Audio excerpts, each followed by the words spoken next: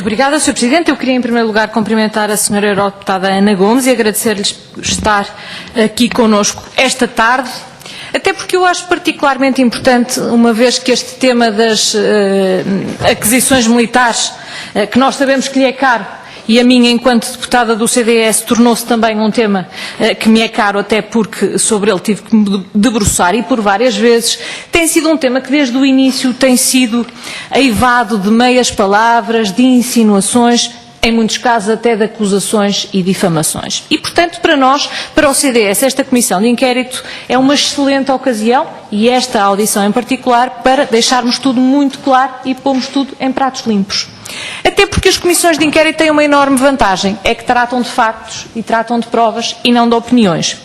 Opiniões, naturalmente, a senhora deputada tem as suas, eu tenho as minhas, algumas se calhar até serão as mesmas, outras serão completamente divergentes, mas isto hoje não é um debate. Isto é uma audição numa comissão de inquérito e, portanto, eu só lhe vou fazer perguntas sobre factos, como parece que é natural e como vejo, aliás, pela sua expressão, que compreende e concorda. Bom, e então, vamos começar. Como calcula, eu analisei e estudei, na medida do tempo que fui tendo e das minhas capacidades, várias afirmações que foi produzindo ao longo da sua grande pesquisa e dedicação a este assunto.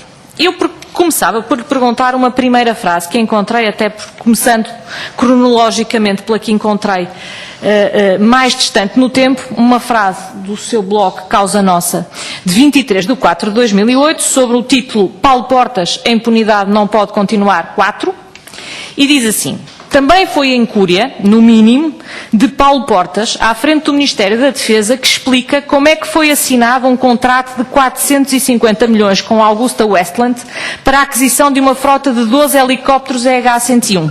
Sem um contrato paralelo de manutenção e operação dos aparelhos, dos quais agora alguns são canibalizados para pôr os outros a funcionar.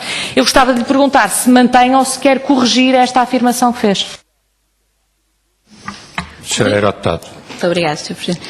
Sra. Deputada, muito obrigada pela sua pergunta e muito obrigada pela oportunidade que me dá de a corrigir. Nessa altura não tinha dados ainda, que posteriormente recolhi.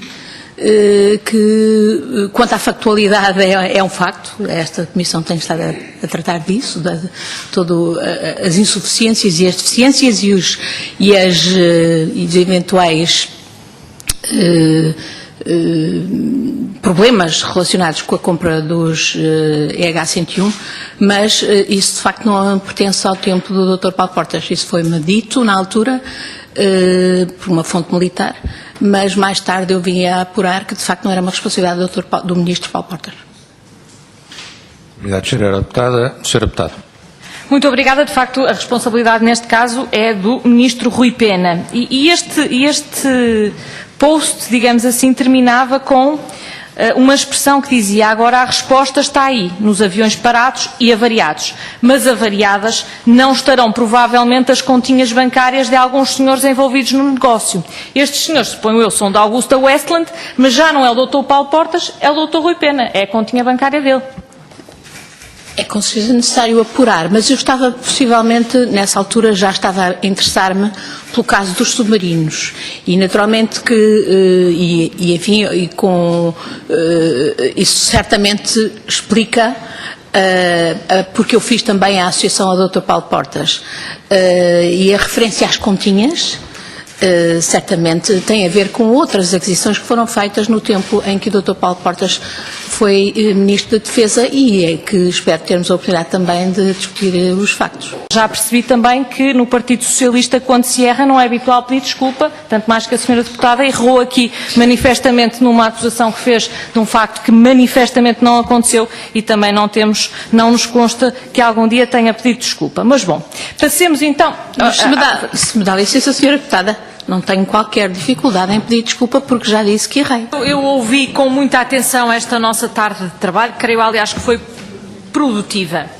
Eu devo dizer-lhe que acusações, insinuações, calúnias, difamações, ouvi muitas. Em relação às provas e aos factos é que, para ser franca, vi muito pouco, para não dizer mesmo que não vi nada. Até porque de cada vez que se perguntava alguma coisa ou tentávamos ir ao fim a alguma coisa, aquilo a que chegávamos eram fontes militares, fontes civis, fontes esquecidas ou então notícias de jornal, que manifestamente não me parece que sejam meios de prova. Aquilo que eu vi foi sobretudo aquilo que todo este processo à volta das aquisições militares tem sido, aliás, já muito antes desta comissão de inquérito, tem sido ao longo destes anos, e que é baseado em várias técnicas.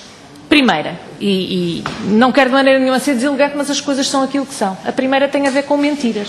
Mentiras factuais. Coisas que são completamente falsas. Por exemplo, foi aqui afirmado que o Dr. Paulo Portas contratou a ESCOM. É completamente mentira. Foi aqui afirmado que o Dr. Paulo Portas, enquanto Ministério da Defesa, lhes pagou 30 milhões de euros. É completamente mentira. E mais, voltou a ser afirmado aquilo que já tinha sido, aliás, dito pela doutora Ana Gomes em 2008, mas voltou aqui a dizer que fonte militar lhe tinha dito que mal Paulo Portas se meteu a negociar o contrato, fez entrar a ESCOM ao barulho e naturalmente mais gente, e o contrato passou a custar mais ao Estado para pagar luvas de partidos. Ora bem, há uma coisa que nós sabemos, é que a ESCOM entrou em 98 e o Dr. Paulo Portas entrou em 2002. Portanto, o Dr. Paulo Portas não fez a ESCOM entrar em contrato nenhum. Portanto, das duas uma, ou isto é tudo completamente mentira, ou se esta parte que alguém fez entrar a ESCOM para receber luvas para partidos, esse alguém, se é alguém do Governo, é alguém do PS, e portanto a senhora só pode ir procurar as luvas ao seu partido, porque elas só podem estar lá. Ou isto é completamente falso, eu até acredito que seja. Até acredito que seja falso, não estou de maneira nenhuma a dizer uma coisa, porque eu não tenho nenhuma prova de que seja falso ou verdadeiro. Mas se esta parte, uma parte é falsa, se esta parte for verdadeira, se não for mentira, então as luvas estão no PS. E não deixa de ser curioso que a senhora lá não as procure. Bom, e em segundo lugar, segunda técnica, que são as omissões convenientes. Nós pegamos aqui numa coisa que será o diário de um cônsul que saiu na imprensa, eu não tenho conhecimento se é verdadeiro ou falso, só sei que saiu na imprensa na Visão.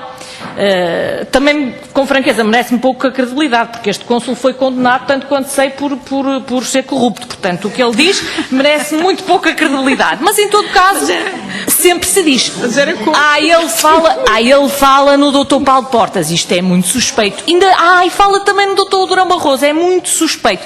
Eu acho graça é que neste diário também se diz, 18/8/1999, telefonema do Sr. Haun, que já foi aqui falado, por causa das propostas de contrapartidas e do meu encontro com o Sr. Dr. Veiga Simão, anterior Ministro da Defesa. É curioso, não é?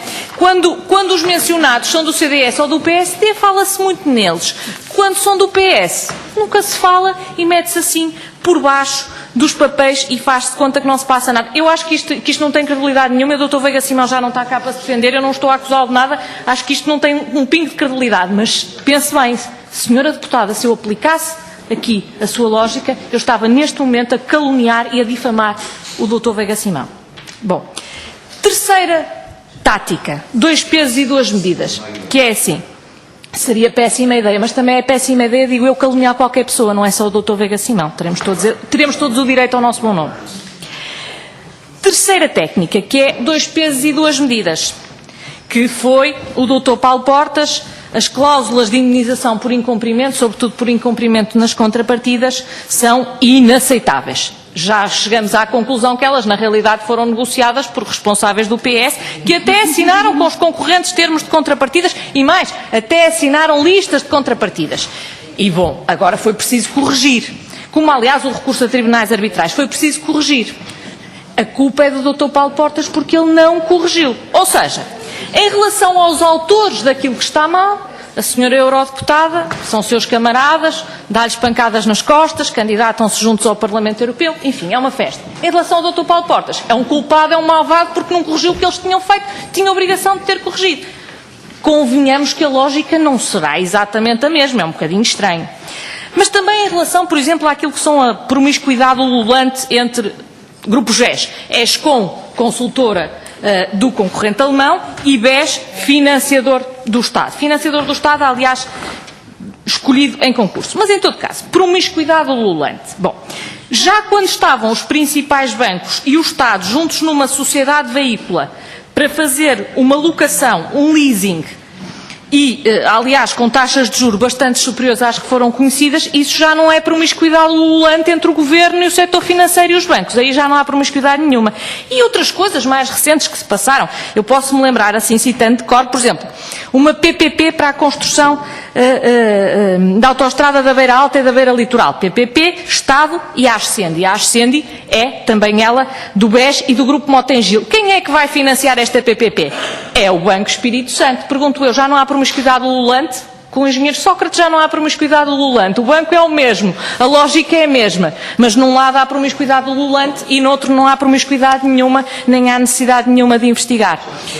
Tudo isto para dizer, Sr. Deputado, estamos naquilo que eu entenderei que é necessário para defender o bom nome de pessoas. E o Sr. Deputado, que já chegou a coisas nesta comissão, que completamente, aliás, temos discutido em abundância os estaleiros navais de Viana do Castelo, cuja ligação com isto também é marginal, para não dizer distante, eu francamente acho que mereço alguma margem de manobra. E por último, e já que estamos nas técnicas, eu terminava com a última técnica, que é uma técnica que eu diria que é da insinuação, que é, entrou dinheiro nas contas do CDS, com um donativo, aliás, com um recibo que ficou famoso, e ficou famoso por razões que me parecem óbvias e que certamente nenhum de nós defenderá. O Sr. Deputado já se fartou de falar desse recibo. Deixe lá. Nunca terá dito o nome, mas eu vou-lhe já perguntar uma coisa, porque os senhores deputados e a senhora eurodeputada concluam, isto foi ESCOM de certezinha, este dinheiro veio da ESCOM. Aliás, não sei para que é que querem seguir o dinheiro dos fundos, porque já sabem que ele está nas contas do CDS, e eu tenho várias afirmações dizendo isso, não sei para que é que querem saber. Agora, eu vou-vos dizer, eu dei-me ao cuidado de ir ver as contas do PS na rubrica Depósitos Bancários e Caixa, que foi onde apareceram estes donativos, e vi que em 2004 no PS diz lá 183.620 euros. Em 2005 diz 1.084.730.000 euros. E em 2006 diz 3.052.655 euros. Eu acho que isto não quer dizer rigorosamente nada. Acho que há uma explicação perfeitamente legítima e acho que as entidades de contas servem para isso e fiscalizaram com certeza. Mas se eu aplicasse às contas do seu partido as contas, a lógica que a senhora deputada aplica às contas do meu, dizia imediatamente: isto significa que em 2004 o PS não estava no governo e quando passou a estar no governo, 2 anos depois, tinha 16 vezes mais de depósitos bancários e caixa, e depois só poder concluir, foi a ESCOM de certezinha.